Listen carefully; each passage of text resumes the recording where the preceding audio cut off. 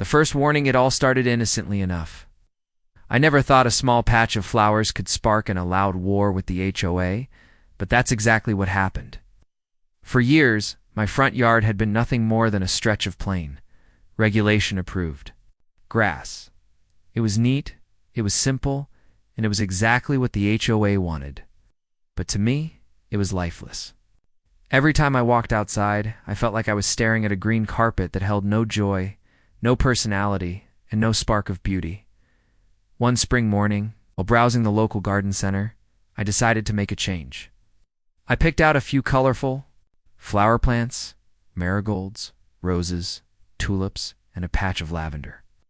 It wasn't much, just a few splashes of color to brighten up the dull green monotony. I planted them near the walkway, watered them carefully, and stood back to admire my work. For the first time in years, I felt like my house looked alive. The flowers drew butterflies and bees, adding a touch of magic to the place I called home. Neighbors passed by and gave me smiles. Some even stopped to comment on how beautiful the flowers looked. Children riding their bikes would slow down just to peek at the roses, their wide eyes filled with wonder. For a few weeks, everything was perfect. I finally felt proud of my little corner of the neighborhood, but perfection didn't last long. One morning, tucked into my mailbox, I found an official-looking envelope with the HOA's seal stamped across it. My heart sank before I even opened. Inside, a letter informed me that my flower bed was non-compliant with community landscaping guidelines, and I had 7 days to remove it. Tore face at $250 fine. At first, I thought it had to be some kind of mistake. Surely, no one could object to a few flowers that brought joy to the neighborhood. I reread the letter twice, my disbelief growing with every line. The rule stated that all front yards had to be uniform in appearance with grass-only landscaping, approved shrubs, or HOA-authorized trees. Flowers were not on the list. The next day, I attended the HOA's monthly meeting to plead my case. Sitting in a cold conference room with a handful of board members staring down at me, explained how the flowers weren't hurting anyone, how they made the neighborhood more welcoming, how many of my neighbors actually loved them. The board president, a stiff-looking man with glasses perched low on his nose, listened quietly before delivering the verdict. Rules are rules. If we allow one homeowner to plant flowers, the entire neighborhood will spiral into chaos. Next thing you know, people will be putting up vegetable gardens or exotic plants. That's not what this community stands for. The decision was final. Either I removed the flowers, or I paid the fine. I left that meeting furious, my blood boiling. With frustration, could something so harmless be treated like a crime? The flowers brought joy, yet the HOA treated them like weeds. For a few days I considered caving in, removing the flowers, and avoiding further trouble. But each time I looked at the bright colors swaying in the breeze, I felt a stubborn defiance grow stronger inside. Me? Should I let a group of power-hungry board members dictate every detail of my yard?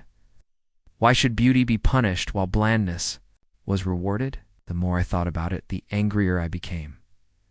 By the end of that week, I had made a decision. If the HOA thought my tiny flower bed was a problem, they hadn't seen anything yet. That night, I sat at my desk, sketching plans, scrolling through gardening forums, and researching every plant that could thrive in my climate. What started as a spark of rebellion soon grew into something much bigger. Wasn't just going to keep my flowers. I was going to transform my entire yard into a lush, colorful jungle that no one could ignore. The fine was inevitable. The board had already warned me. But if I was going to pay for beauty, I was going to make it worth every single dollar. As I turned off the light that night, one thought played over and over in my mind. The HOA wanted uniformity, but I was about to give them a front row seat to chaos, and it was going to be glorious finding me for my flowers. So I turned my yard into a jungle to plant the moment one. Decided not to back down. Everything shifted. What had started as a simple flower bed became something much larger. It wasn't just about roses, tulips, or lavender. Anymore, it was about standing up to a system that thrived on control. The HOA had no idea who they were dealing with. I began my plan the very next morning. While sipping my coffee, I made a a list of everything I would need to transform my plain yard into a green paradise.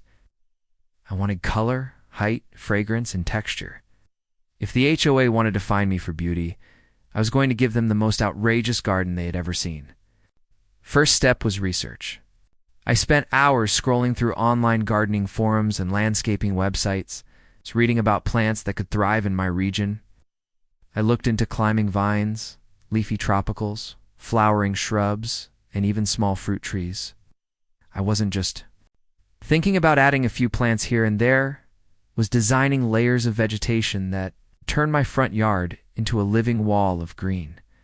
But I knew I had to be smart. If I suddenly rolled out truckloads of plants, the HOA would notice right away. My neighbors would gossip, and the board would come down on me before I even had a chance to build momentum. So I devised a stealth plan. Bring in the plants slowly, one by one, piece by piece, until the transformation was too large to stop. That week, I started small. I returned to the garden center where I had bought my first flowers. This time, instead of a few pots, I purchased half a dozen leafy shrubs. They were still borderline acceptable according to the rules, but I planted them in a way that framed the flowers and made the yard look fuller. To anyone passing by, it still looked harmless, but I knew it was the beginning. Every day after work, I chipped away at my vision. One evening, I dug out a corner of the lawn and planted wildflowers that would eventually spread across the grass. Another night, I planted a row of sunflowers along the side fence. By the time the week ended, my once standard yard was all ready. Starting to break free from its uniformity, neighbors noticed. Some would stop by and compliment me, whispering that they wished they could do the same. Others gave me looks that said they were waiting for the fallout. But I didn't care. Every smile from a child pointing at the sunflowers fueled me to keep going. Of course, the HOA wasn't blind. A second letter came, warning me that my yard was under observation and that non-approved landscaping would result in escalating fines. The tone was harsher this time, almost threatening. But instead of scaring me, it only added fuel to my fire. If they thought I was going to stop, they were wrong. I escalated my plan. Weekends became my time for covert operations. On Saturday mornings, I drove to nurseries outside of town where no one from the HOA would spot me. I loaded up my car with potted palms, ornamental grasses, and even a small lemon tree. Each new plant was chosen carefully, placed strategically, and nurtured with love. Slowly, the transformation took shape. My once simple yard now had winding pathways bordered with flowers, tall plants that swayed in the wind, and vines beginning to climb trellises I had quietly installed. At night I would step outside and look at the garden, the moonlight glinting off leaves. I'd feel a rush of satisfaction. But I wasn't just planting a garden. I was building a statement. I knew the HOA would keep pushing. It would send more letters. They would issue fines. It might even threaten legal action. But I also knew something they didn't. People love beauty. They might enforce rules on paper. But when faced with something that brought joy to the community, they would lose support fast. I started to notice the shift. Kids stopped to take pictures with the giant sunflowers. Elderly neighbors brought out lawn chairs just to sit near my yard and smell the lavender. Even people who never spoke to me before now waved as they passed by. My yard was no longer just my nit, was becoming the neighborhood's favorite spot, and they hated it. One afternoon, as I watered the plants, the board president himself walked up my driveway. Stiff suit looked out of place among the greenery, and his frown deepened with every step he took. He handed me another letter, this time in person, told me in a cold voice that I was now being fined $500 per week until the yard was restored to compliance. I watched him leave without saying a word. I didn't argue. I didn't plead. I simply turned back to my garden and kept watering, because deep down, I already knew my next move. They wanted a battle. I was ready to give them one. By the time the sun set that evening, I had drawn up the next phase of my plan, adding water features, stone pathways, and even more plants that would push the boundaries further.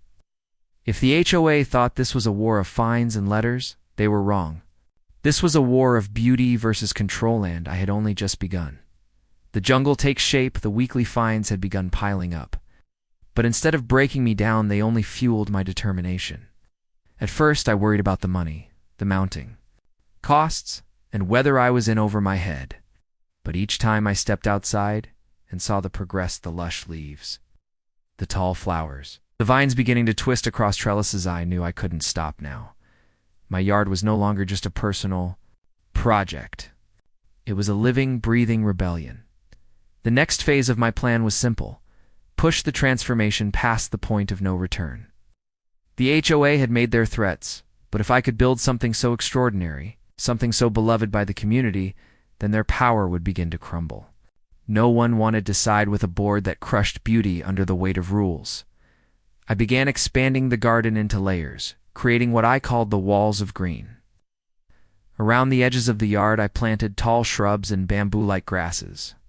That grew quickly. Behind them, I positioned flowering bushes, hydrangeas, hibiscus, and bougainvillea bursting with color. In the center, I allowed the roses, tulips, and wildflowers to bloom freely.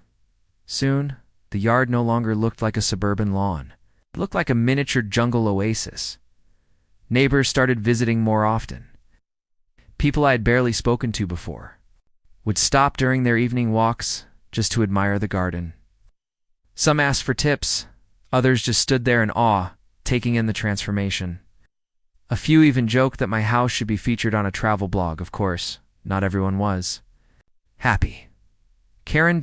Every neighborhood has one, and ours was no exception.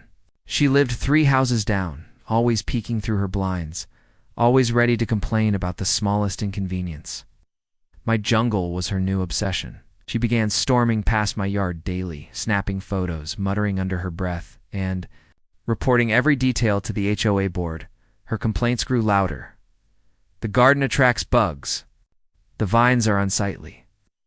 The colors clash with the neighborhood theme. She even accused me of lowering property values, though my neighbors who actually loved the garden laughed at the idea.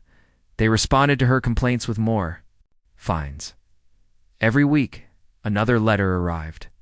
The amount kept climbing, each one more threatening than the last. But instead of tearing me down, those letters became trophies. I stacked them neatly in a binder, almost like a war journal, proof of every battle I had fought. Meanwhile, the jungle kept growing. I added a small stone pathway that curved through the garden, leading visitors toward a bench hidden beneath the shade of a lemon tree. I installed a fountain small enough to be discreet, but large enough to fill the air with the sound of trickling water. Birds began visiting, perching on the fountain's edge, splashing in the basin, filling the air with cheerful song. By this point, my yard wasn't just a garden. It was a sanctuary. Word spread beyond the neighborhood. A local photographer stopped by to take pictures, saying the colors were too stunning not to capture. A few days later, those photos appeared on social media, and suddenly, strangers were driving by just to see the jungle house. Kids posed for photos, couples strolled hand in hand past the flowers, and neighbors I had never spoken to began leaving small notes of appreciation in my mailbox. It was everything I had hoped for. But the HOA saw it differently. To them, I was a threat. Their authority was slipping, and every smiling neighbor, every positive comment, every social media post made them look weaker. They doubled down.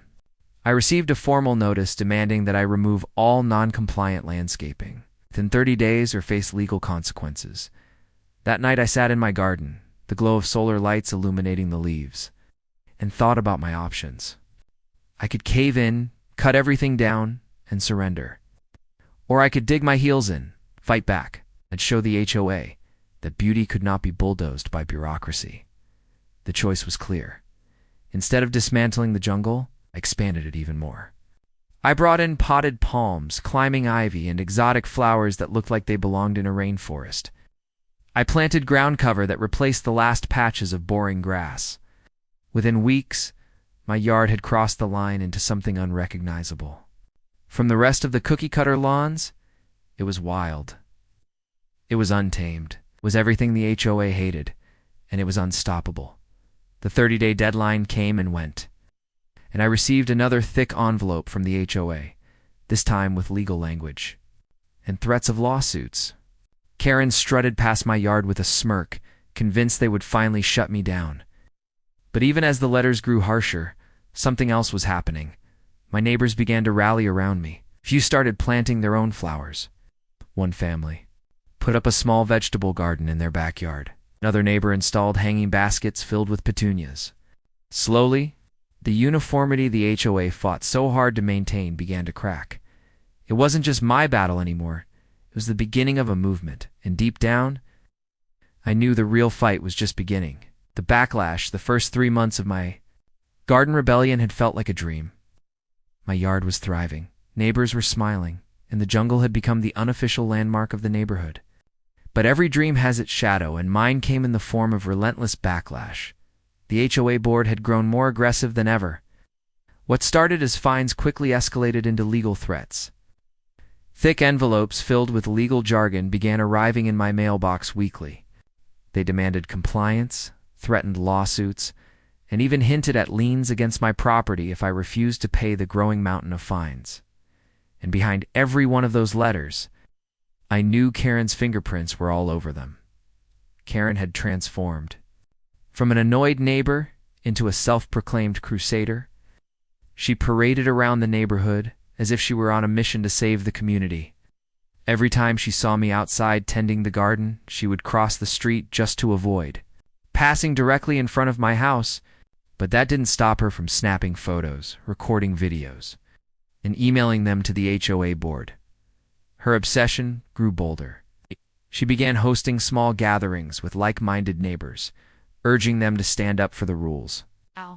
To her, my garden wasn't just a violation, it was a disease, symbol of disobedience that she was determined to root out. But what Karen didn't realize was that she was fueling the very thing she wanted to destroy. The more she fought, the more attention the jungle drew. Social media posts spread like wildfire. Local newspaper even picked up the story, writing an article titled, "Homeowner Defies HOA with Stunning Jungle Yard." Overnight, my yard became a symbol of individuality against conformity. Cars began lining up on weekends, families stepping out to take photos in front of the flowers. My mailbox overflowed with letters of support from people I had never met, some from outside the state. I had become, unintentionally, a local hero in a suburban war. But heroes have enemies, and mine was growing restless. The HOA called a special meeting, one that was clearly aimed at me. Flyers went out to every household, and the language was ominous. Discussion of non-compliance threatening our community. The night of the meeting, the room was packed. Board members sat stiffly at the front. Karen perched proudly in the front row. Her lips curled into a smug smile. The president launched into a lecture about order, uniformity, and the dangers of letting one resident disregard the rules. They showed photos of my yard as if it were a crime scene, pointing out every plant, every vine, every flower that violated the handbook. They warned that my defiance threatened the property values of the entire neighborhood. But then, something unexpected happened.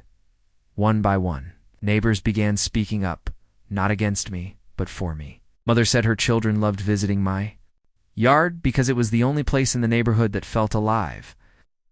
An elderly man explained that he had lived in the community for 20 years and had never seen anything bring people together the way my garden did.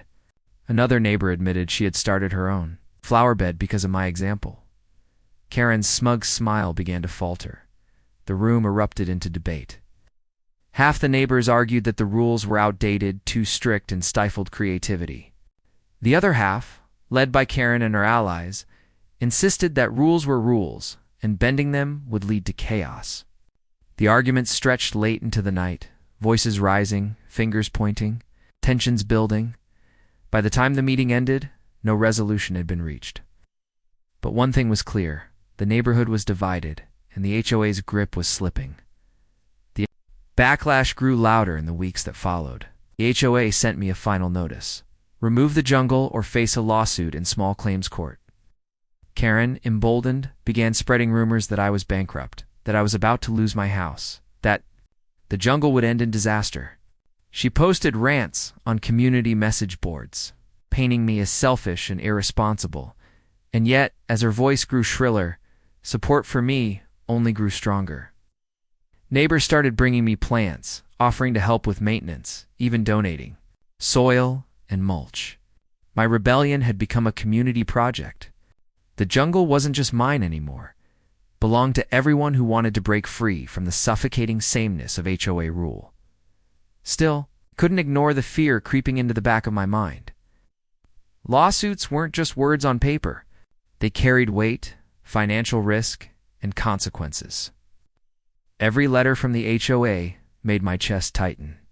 Every rumor Karen spread made me wonder if the fight was worth it, but each time doubt threatened to take hold, I would step outside.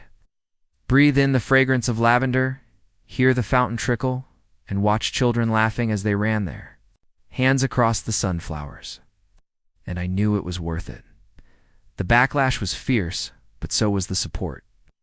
And as the neighborhood war intensified, the jungle only grew stronger, wilder, and more defiant. The showdown the day finally came when the HOA made good on its threats. After months of warnings, fines, and intimidation letters, I received a certified notice. They were taking me to court. My garden, they claimed, violated the community bylaws and had to be removed immediately. If I refused, the HOA would seek not only fines but also legal fees and damages. For a moment, the weight of it all came crashing down. Court wasn't a joke. This wasn't just angry letters anymore. It was real. And yet instead of fear, I felt a strange calm. The jungle had grown too far to be silenced.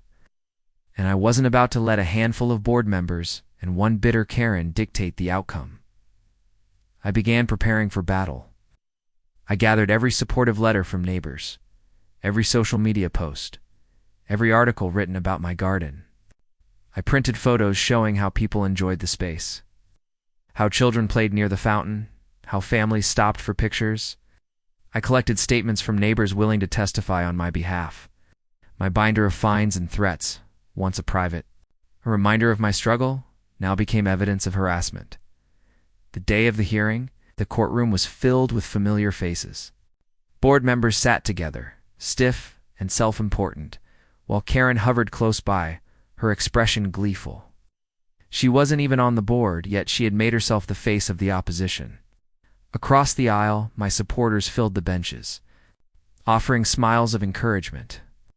The divide was stark, half the neighborhood rooting for order, half rooting for beauty. When it was my turn to speak, I laid out my case. I explained how the flowers had started small, how they brought joy to the community, how they created a sense of unity that had been missing for years. I showed the photos, the letters, the articles. I spoke not just about plants, but about the principle behind them, that individuality, creativity, and joy shouldn't be crushed by rigid rules designed for control. The HOA's lawyer argued back, waving the bylaws like holy scripture. Rules were rules, he said. Allowing my garden would set a dangerous precedent. Soon everyone would be planting vegetables, painting their houses wild colors, building structures that didn't match. The neighborhood's character would be lost. But the judge wasn't swayed by fear-mongering. He asked sharp questions: why flowers weren't listed as acceptable landscaping, why the HOA fines had escalated so quickly, why neighbors' voices weren't considered. With each question, the board squirmed. Karen's smugness began to fade. Finally, the judge delivered his decision. The HOA, he said, had overstepped. While bylaws gave them authority, they had failed to show how my garden caused harm. Flowers, shrubs, and ornamental plants were not fundamentally disruptive. The escalating fines were unreasonable. The court would not order me to remove the garden. The jungle was safe. The room erupted. My supporters cheered softly, smiling and congratulating me. Even those who had remained neutral nodded in approval. Karen, however, looked like she had swallowed poison. She stormed out of the courtroom, muttering under her breath, her crusade ending in bitter defeat. But the victory was more than just legal, it was symbolic. News of the ruling spread quickly. My yard, once a battleground, became a beacon of possibility. Neighbors who had hesitated before now began planting their own flowers and gardens. The HOA board, bruised and embarrassed, found themselves under pressure to rewrite the bylaws, loosening their grip to avoid another public humiliation. Yet even as I celebrated, I knew the war wasn't entirely over. The HOA had been weakened, but not destroyed. Karen was humiliated, but not silenced. While the judge had ruled in my favor, I could already sense whispers of retaliation in the air. Still, for the first time since this all began, I could breathe. The jungle had survived the harshest storm yet. As I walked through the yard that evening, the sun setting behind the vines, I felt a wave of peace wash over me. The flowers swayed gently in the breeze, the fountain sparkled in the fading light, and the laughter of children echoed down the street. The battle had been won. But the final chapter of this war was still waiting to be written. The legacy, the battle with the HOA, had ended. But what came after was something I never expected. What started as a small act of defiance, a few flowers planted in my front yard, had grown into something much larger than me. The jungle wasn't just a personal victory anymore. It had become a symbol, a story that reshaped the entire neighborhood. In the weeks following the court ruling, the jungle thrived like never before. Without the constant fear of removal hanging over my head, I poured myself fully into maintaining and expanding the garden. I added new layers of greenery, experimented with seasonal blooms, and introduced a butterfly habitat that quickly became the highlight for kids walking by. The air buzzed with life, bees pollinating, birds singing, butterflies fluttering. Yarda turned into a living ecosystem, a pocket of wild beauty in the middle of suburban uniformity. But the real change happened outside the boundaries of my fence. Neighbors who once hesitated now began planting gardens of their own. Small flower beds appeared in front yards, followed by vegetable patches, hanging baskets, and decorative shrubs. The monotony of beige lawns and plain hedges began to fade. Color seeped back into the neighborhood, one house at a time. For the first time in years, people talked to each other not about HOA rules or property values, but about soil, sunlight, and which plants thrived best. The neighborhood that had once felt cold and sterile was suddenly alive. Karen, of course, hated every second of it. After her courtroom defeat, she doubled down on her bitterness. She complained about pollen, about the smell of compost, about birds being too noisy. She tried to rally people back to her side, but her voice had lost its power. Her warnings about chaos sounded hollow now that the streets were blooming with life and joy. Slowly, her influence dwindled. She stopped attending meetings, stopped confronting people, and eventually retreated into her own yard, blinds drawn tighter. Than ever before, the HOA board, humiliated by the publicity of their loss, had no choice but to adapt. Under pressure from residents, they revised the bylaws to allow ornamental gardens, flowering plants, and even small vegetable patches. They tried to frame it as a progressive decision, but everyone knew the truth. They had been forced to bend because they had lost control. For me, the jungle became more than just a yard. It became a destination. Local schools asked if students could visit to learn about pollinators.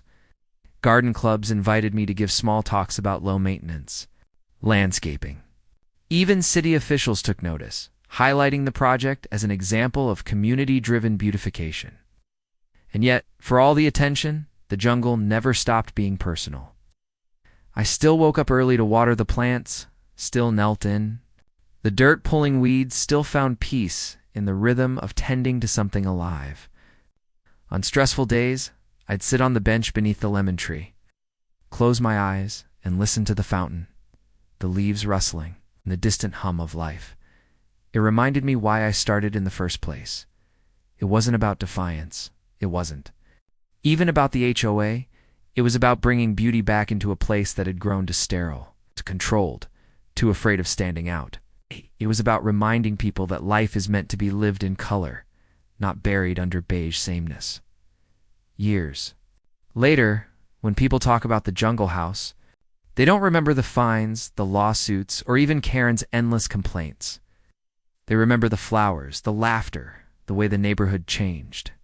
They remember how one stubborn homeowner refused to back down, and how that act of resistance blossomed into something far greater. The HOA still exists, of course. Rules are still there, and meetings still happen.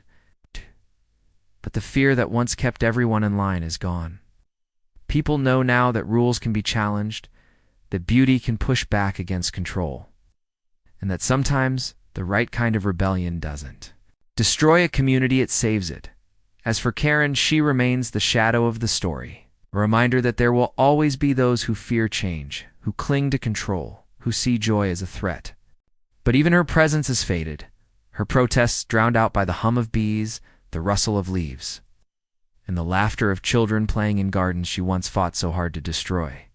Standing in my yard today, surrounded by the jungle I built, I realized something profound. What began as a battle ended as a legacy. The garden isn't just mine, it belongs to everyone who walks past and smiles. Everyone who plants something of their own. Everyone who realizes that conformity is no substitute for life. The HOA fined me for flowers, but those fines, those threats, those battles, they only watered the roots of something bigger, something lasting. And now, every time I step outside, I see proof of it everywhere. The jungle lives on,